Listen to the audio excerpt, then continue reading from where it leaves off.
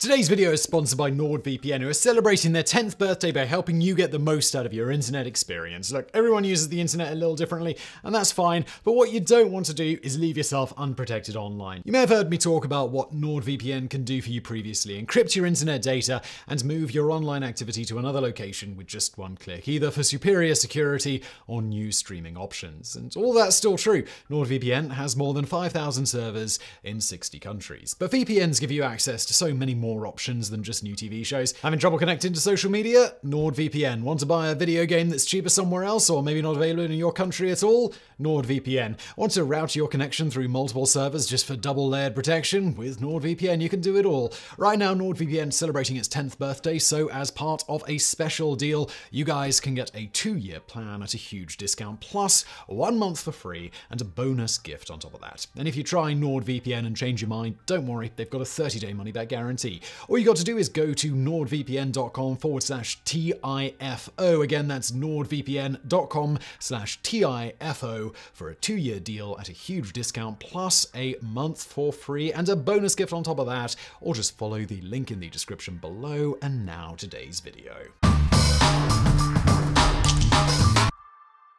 Does the following sound familiar to you? Dear sir, although I know you only from good references of your honesty, my sad situation compels me to reveal you an important affair in which you can procure a modest fortune, saving at the same time that of my darling daughter. Before being imprisoned here, I was established as a banker in Russia, as you will see by the enclosed article about me of many English newspapers, which have published my arrest in London. I beseech you to help me obtain a sum of $480,000 I have in America, and to come here to raise the seizure of my baggage, paying to the registrar of the court the expenses of my trial, and recover my portmanteau containing a secret pocket where I have hidden the document indispensable to recover said sum. As a reward, I will give you the third part of his $160,000. I cannot receive your answer in the prison, but you must send a cablegram to a person of my confidence who will deliver it to me. Awaiting your cable to instruct you in all my secret, I am, Sir, Demidov. You will likely recognize this highly dubious communication as a Nigerian print scam email, several of which are likely cluttering your inbox at this very moment. If so, then you'd only be half right, for this particular scam message actually dates back all the way to 1910. For while unscrupulous foreign scammers luring unwary marks with promises of vast fortunes might seem like a recent phenomenon,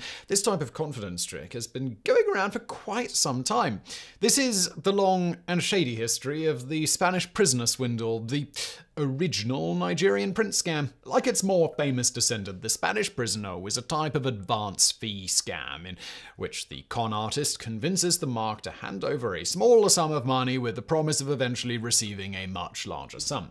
There are countless variations of this basic con, the simplest of which is the pigeon drop or Spanish handkerchief. In this con, the con artist and compatriot trick their mark into stumbling upon a large sum of supposedly lost money. They then convince the mark that they can all claim equal shares of the money if they each put up some of their own money as a show of good faith. Once the mark has handed over their money, the con artists hand them an envelope containing their share of the found money and depart. The envelope, of course, contains nothing but shredded paper or otherwise worthless materials, and by the time the mark discovers this, the con artists are long gone. This classic scam was famously portrayed in the opening of the 1973 film The Sting, starring Robert Redford and Paul Newman. Another common variant of the advance fee scam is the so-called black money or wash con.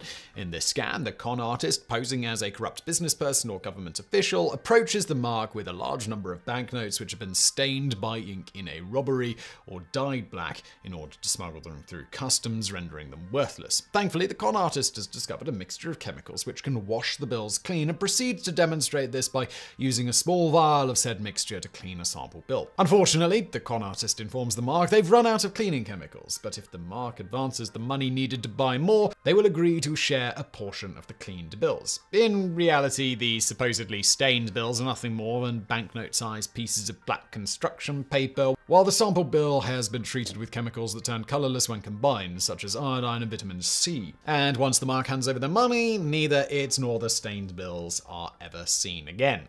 While typically a street-level con, the black money scam has been committed on an international scale to surprisingly great effect. In March 2004, the BBC reported on the arrest of Monsuro Adeko, a Nigerian fraudster who used the black money scam to swindle 3 prominent businessmen in the United States, Hong Kong, and the Netherlands out of some $4.3 million. The Spanish prisoner scam, by contrast, was always carried out by correspondence, though the setup was no less elaborate.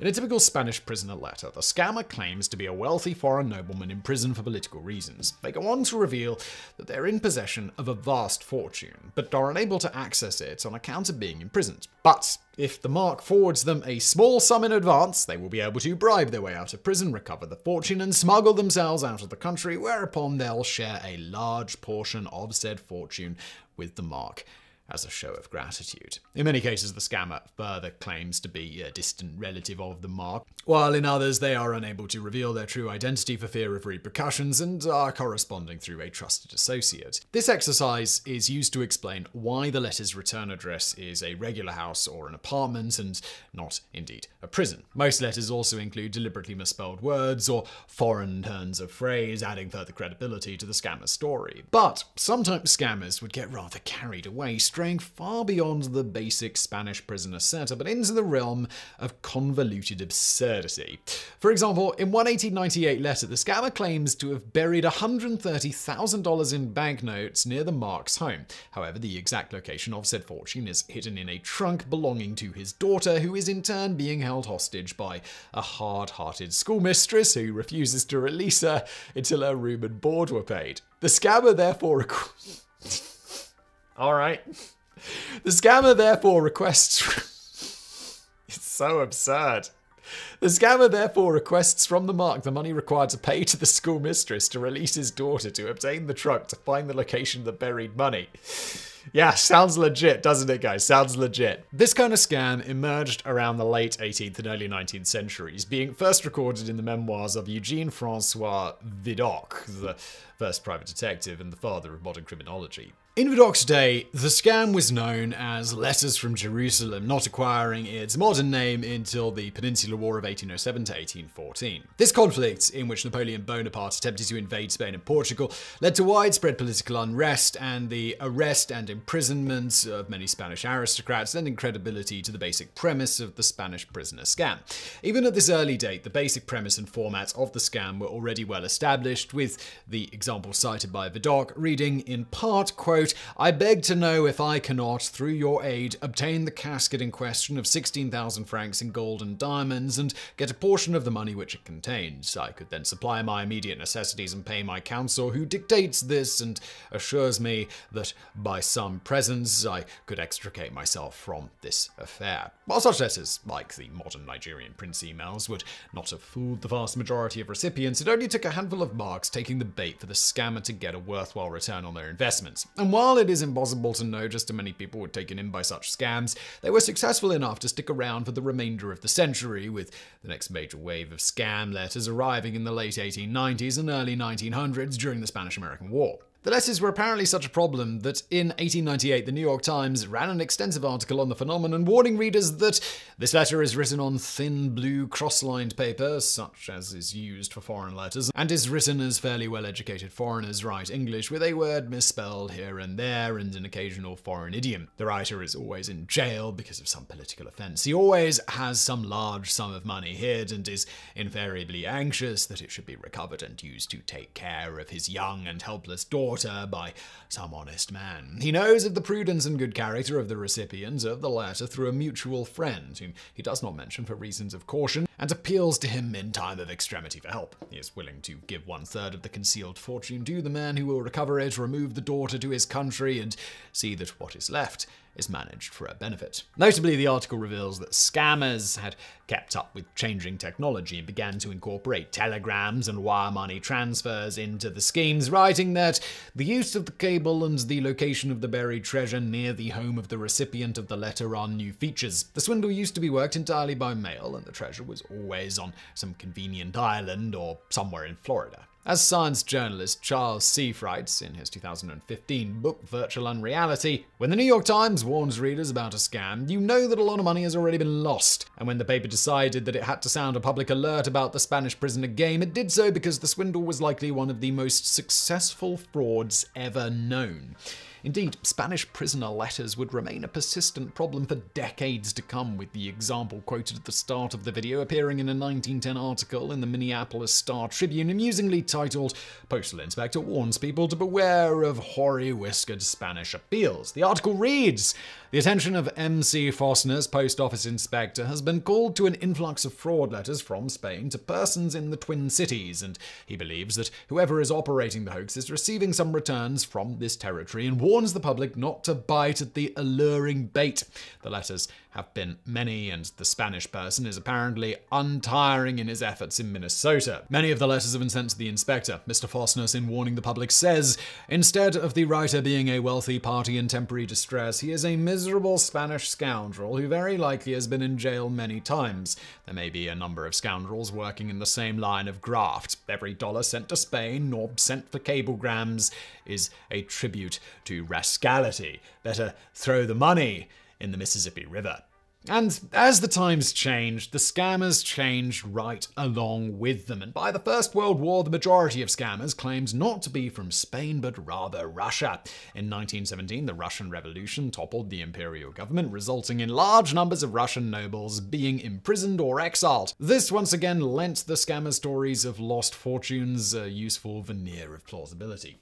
Evolving communications technology also provided enterprising scammers with ever more opportunities. While for 200 years, the Spanish prisoner scam had been perpetrated by regular mail and occasionally telegram, the development of fax machines and later the internet in the 1970s, 80s, and 90s allowed scammers to reach large numbers of potential marks far more easily and cheaply than ever before. By this time, the hub of advanced fee scams had moved from Spain and Russia to West African countries such as the Ivory Coast, Togo, and most famously, Nigeria, leading to this type of scam becoming widely known as the Nigerian Prince or 419 scam, after the section of the Nigerian criminal code that deals with fraud. But while this scam has been inextricably associated with West Africa, many other nations are known to have a high incidence of advanced fee fraud, including Jamaica, Spain, the Netherlands, and Poland. Like their Spanish prisoner ancestors, the stereotypical 419 scammer claims to be a member of the Nigerian royal family, cut off from their fortune and requiring only a relatively small sum of money in order to access vast riches. However, it is worth noting that Nigeria does not have, nor has it ever had, a royal family, and that the nobility the nation does possess have not held any form of political power for over 60 years. The nation, known today as Nigeria, was cobbled together by the British Empire in the late 1870s from various tribal territories, including the Igbo, Hausa, Oyo, and Benin empires, each having their own traditional leaders. During the colonial era, British administrators ruled the colony by proxy via these various regional leaders, though no single group was allowed to gain influence over the entire territory. And following Nigeria's independence from the British Empire in 1960, the new nation went through alternating periods of military and democratic rule, during which the formal political power of the traditional rulers all but disappeared. Nonetheless, many traditional rulers continue to hold significant political and economic influence in the country, lending at least a shred of credibility to the Nigerian prince emails. Still, one would think that in today's savvier, more connected world, such comically absurd stories would be even less likely to be believed than they were 100 years ago. Yet, according to analysts like Microsoft researcher Cormac Early, this very absurdity may in fact be an unlikely key to the scam's enduring success. Quote, "By sending an email that repels all but the most gullible, the scammer gets the most promising marks to self-select." Another key factor is the sheer volume of messages a scammer can send via email compared to more traditional means like letter or fax. For now, as in the 1790s, while the vast majority of messages are likely to be ignored, it takes only a handful of suckers for a scammer to strike it rich. And strike it rich they have. In 2018, 419 scams are estimated to have cost US citizens some $700,000, while one wealthy British victim was conned into shelling out nearly $15 million. In 2016, Interpol and the Nigerian Police Special Fraud Unit arrested a Nigerian scam kingpin known only as Mike, whose global scam network is alleged to have hauled in nearly $60 million in ill-gotten gains. And just as the fraudsters of the past made the leap from traditional mail to telegrams, faxes, and email,